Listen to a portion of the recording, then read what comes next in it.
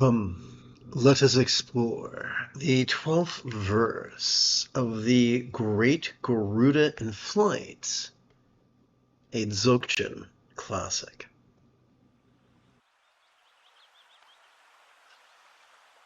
This was written many centuries ago by Vajra of the Swat Valley of present-day Pakistan. Together.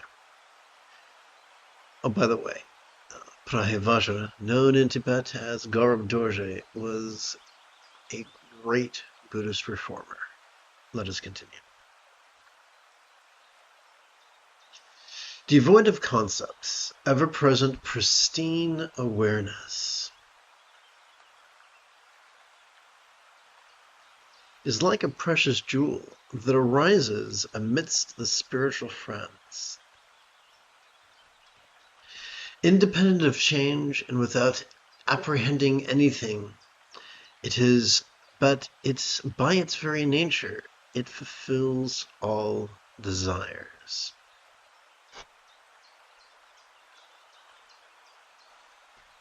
Okay, so let us begin. A good starting place is that which I've highlighted, pristine awareness. So let's explore that for a few minutes. And if you're a returning student, this might be a spot of review.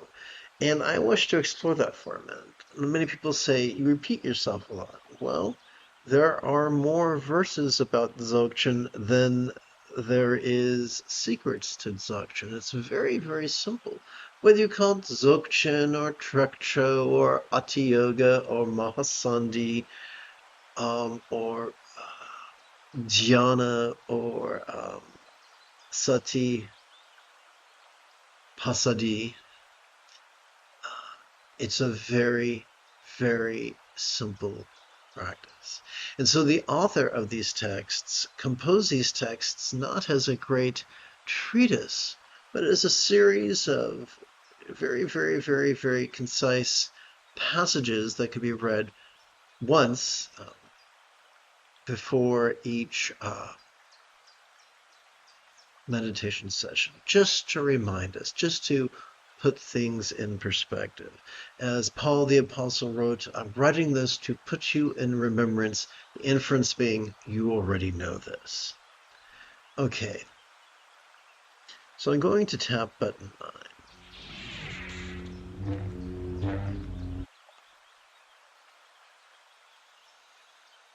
So what is meant by pristine awareness? Let us begin with awareness. Mindfulness is just a fancy term for noticing. And every time we inhale, every time we feel air enter our nostrils, the sympathetic aspect of our autonomic nervous system, ensconced within the middle third of our spinal cord, has evolved to automatically, vulnerably, passively, viscerally, randomly, and fleetingly notice mind's antics of perception, emotion, intention, cognition, recollection, and imagination. Because this manner of noticing is vulnerable and passive and random, we are open to all manner of phenomena, from the external to the internal, from the physical to the mental, from the pleasurable to the painful, from the interesting to the boring, from the glorious to the grotesque. That is what is meant by awareness. What about the modifier? What then is pristine in the equation of pristine awareness? Simple. Let us consider meditation. What if it was simply relaxing in harmony with our exhalation? Every time we feel air exit our nostrils, the parasympathetic facet or aspect of our autonomic nervous system, which is divided between the lower third and the upper third of that same spinal cord, has evolved to support both physical relaxation as well as mental release of that which we noticed during our previous inhalation, to such a degree that which we noticed during our previous inhalation literally could fleetingly feel less stressful, less permanent, and less defining, and figuratively feel as non-graspable as a vast empty void. Ask an English teacher, and they will remind you that a synonym is only as useful as it is relatable. So we have to ask the question, what is a real-world example of a non-graspable vast empty void? How about the illusion of the infinite azure sky on a bright and beautiful cloudless morn, which, although could be tantalizing to the eye, is non-graspable to the hand. So emptiness is simply a figure of speech to describe the fleeting non-graspability that we experience during our exhalation that goes away the moment we begin our next inhalation and the cycle begins afresh. So awareness is noticing. Pure refers to the experience of relaxing. Pure from what? Pure from the tyranny of choices, utterances, and deeds. Choices and utterances, deeds are still there, but we're not controlled by them. Or let me put it another way. Pure of what? Our choices, utterances, and deeds are freed from the tyranny of our survival drives, which, although might help us occasionally, when they become our default mode of operation, do much more harm than good.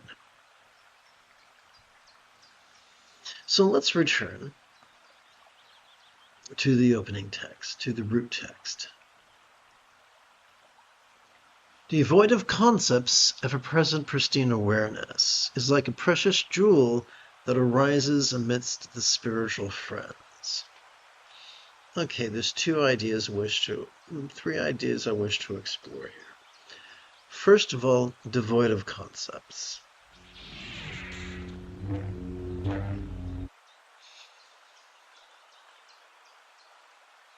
Sturgeon's law reminds us that 90% of everything sucks, and that includes humans, that includes meditation teachers, and that it includes spiritual teachers of every ilk, including secular spiritual teachers.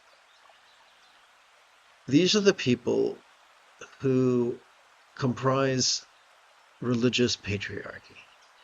These are the people who are rigid and fearful and superstitious and controlling, elitist, cryptic, competitive, and cruel. They think these things are great, and they want these things not only to describe them, but to describe us as well.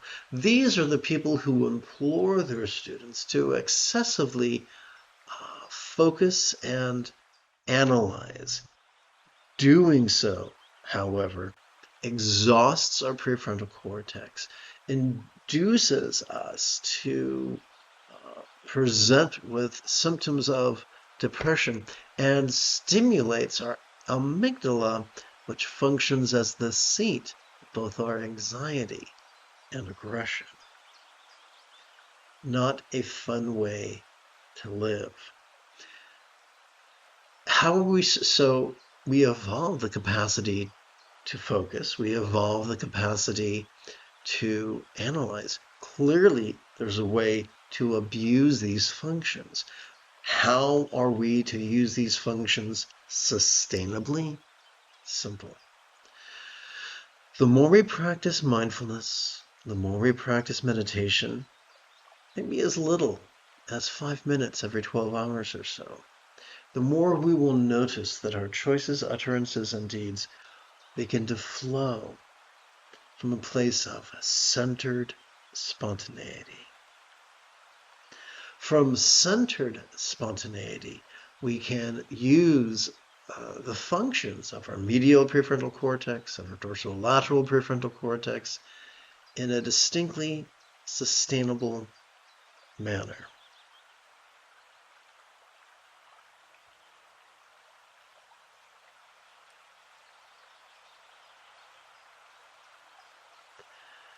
So, can we actively think our way to nirvana? No. We can only notice and relax our way to nirvana. But there is a sustainable way to use the front of our brain.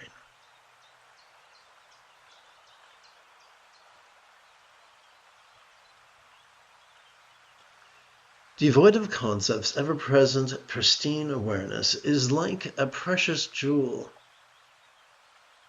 that arises amidst the spiritual friends. So, precious jewel is a reference to an artifact of ancient Hindu culture. In the West, we have the myth of Aladdin's lamp. In ancient times, they had the myth of the wish-fulfilling jewel. And the idea is that pristine awareness, mindfulness and meditation are as beneficial as the wish-fulfilling jewel of lore. And now it gets controversial. In a reiterance of something that was explored in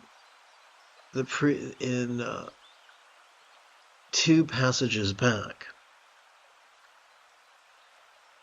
we learn the purpose of the outer teacher, the spiritual friend, is only to introduce us to the mechanism of the inner teacher, which is pristine awareness. Pristine awareness is the ultimate teacher. Now that can be scary. Most of us were raised to be rigid, fearful, superstitious, controlling, elitist, cryptic, competitive, and cruel. This is our on-ramp to a different road. The road of being flexible, loving, rational, laid back, egalitarian, lucid, cooperative, and kind. It is scary, but it will not bore you, and it will evolve you, and it will lead you unavoidably to the mastery of the Buddha's Eightfold Path that some people call enlightenment.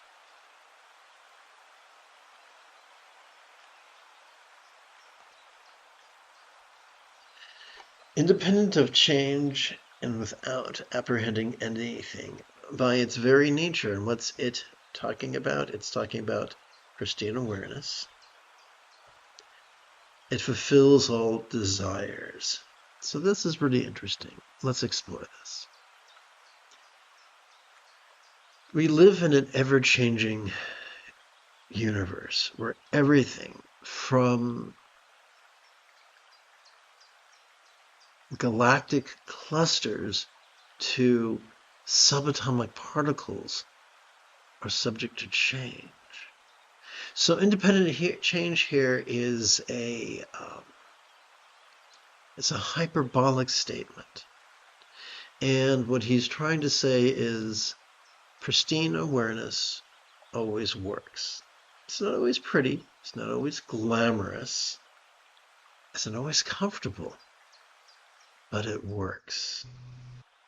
To borrow a phrase from our 12-stepping friends, it works if you work it, so work it. Apprehending here has, if we look up apprehending in the dictionary, there are many definitions. But the one that fits with this context is this. Pristine awareness allows us to notice without grasping. Or to put it more literally, it allows us to grasp, but only fleetingly, and then release. For instance, as we breathe in, we might feel our emotions. And in a moment, we might feel in a snit. We might feel cranky. We might feel so amped up we're about to make the jump to hyperspace without a vessel. But as we relax into our exhalation, the control exerted upon our choices, utterances, and deeds by those sensations diminishes, as if it was fading away, even just momentarily. And that is what is being described here.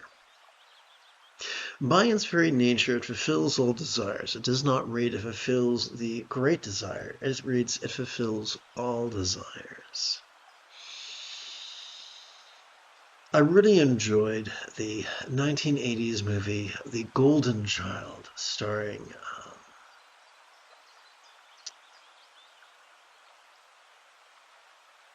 the actor from Saturday Night Live. His name eludes me right now.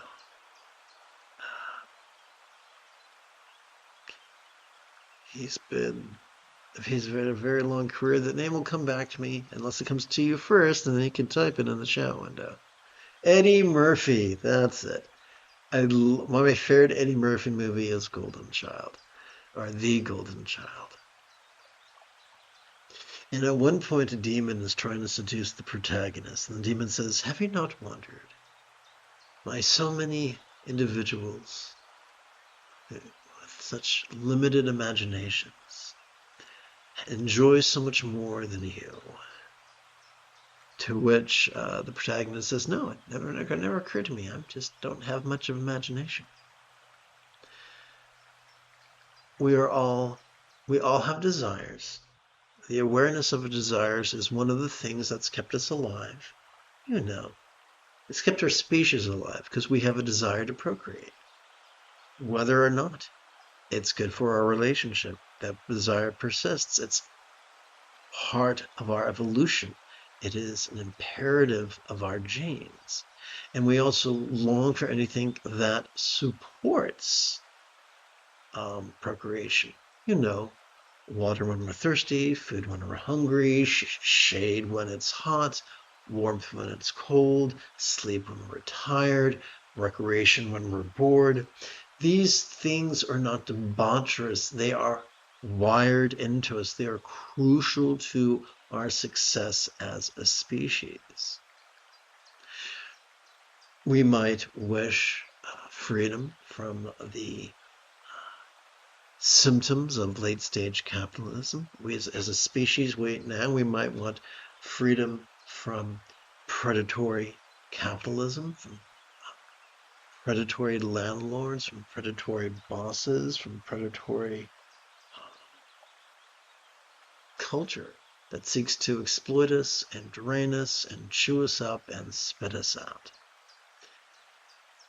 If we're in an abusive relationship, we might seek freedom from physical harm or emotional torment. If we are sick, we might seek freedom from illness and pain and long for health and comfort and the like. Purveyors of the art of manifesting will tell you we have to be specific about what we want. We have to write it down. We have to create vision boards. We have to invest these desires with imagination and emotion. That's a lot of work. It's a lot of effort. That's a lot of time. And that always struck me as a bit like slavery. Chains. Invisible, intangible chains. Chains that aren't always effective. Many, many years ago, more than a decade ago, I had a first and only date with a gal. And as we were eating dinner, I asked her what she did. She said, "I'm a master manifester." I said, "That's fabulous. Where do you live?" "In the back seat of my car." She is not alone. One of the cool things inferred in this passage is this. We don't have to try to experience an aversion from that which is harmful to us. We do that automatically, spontaneously. We do not have to contrive a desire for what we need, for what is best for us. We already do that automatically, viscerally, unconsciously. In fact, there's a wonderful, one of the many delightful soliloquies delivered by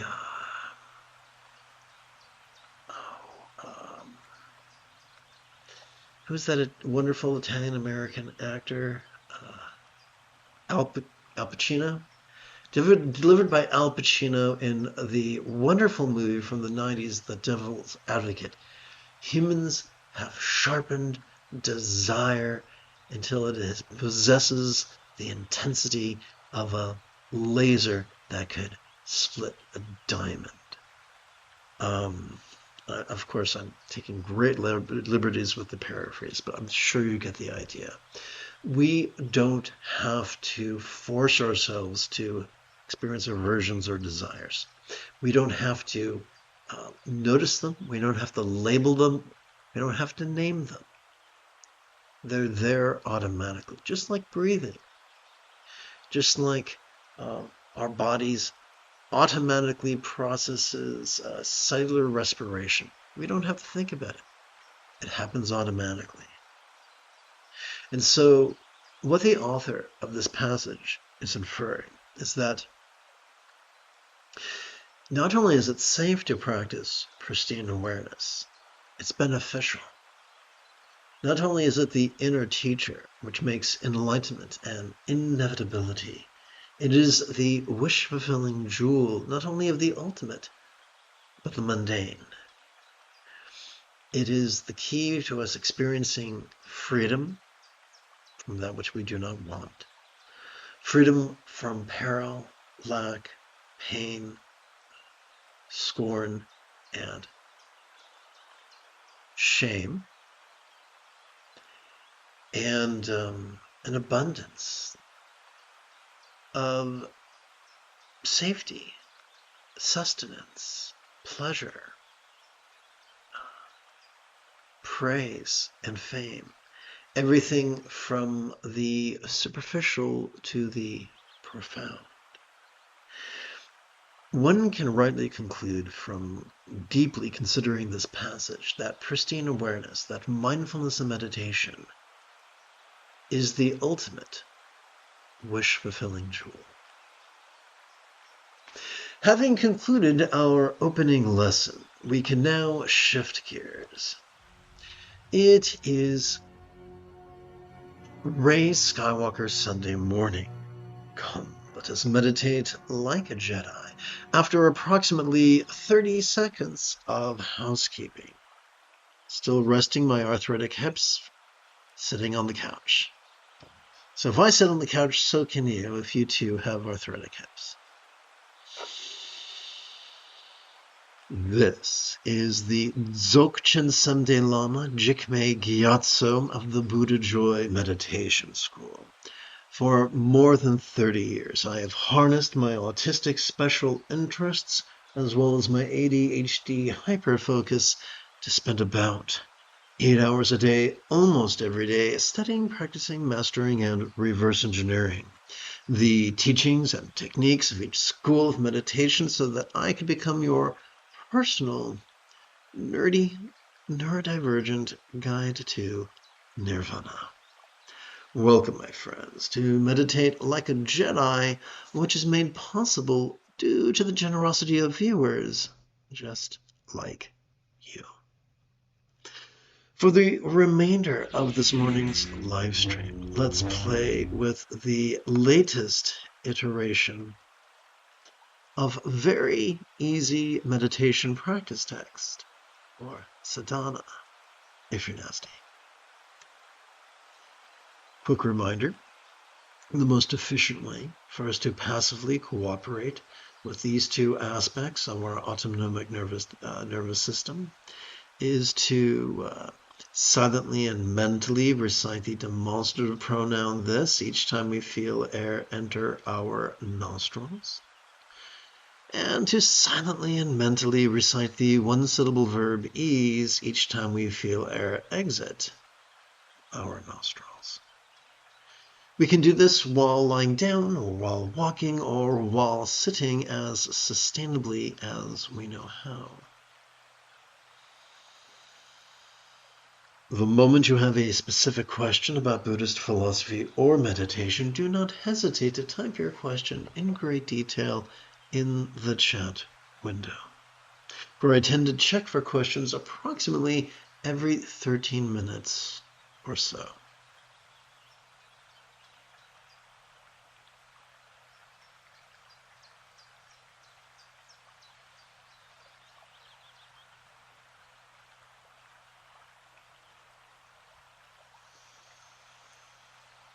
One moment. I'll be right back. I must blow my schnoz.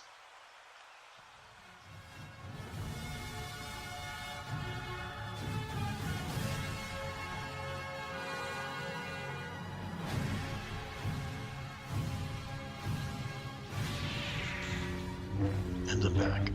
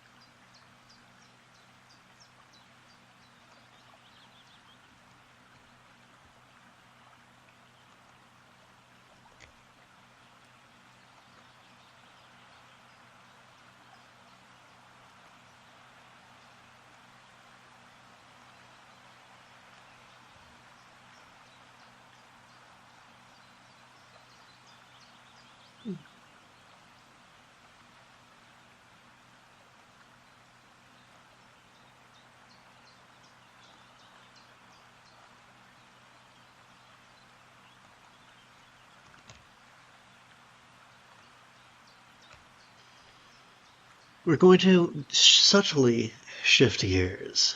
Each time we feel our chest swell, we can silently and mentally recite the 3-syllable verb noticing. Each time we feel our chest sink, silently and mentally we can recite the 3-syllable verb relaxing. Silently, if we wish, we might silently and mentally recite these words to gently guide our intention. Wise love blend with this mind.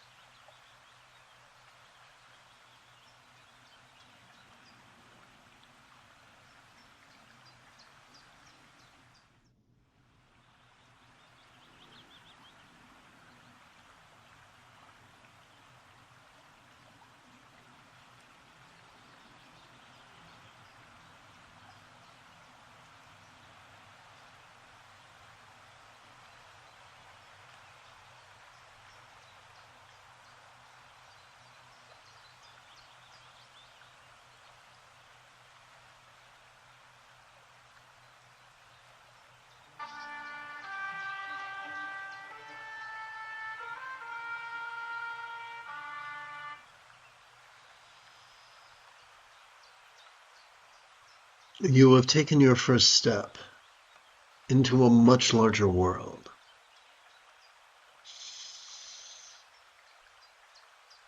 If you feel that I have earned it, you could give this live stream a thumbs up. You could even help support this channel. In approximately 10 3/4 hours, I would very much like to return to lead this evening's evening meditation class as well as group practice.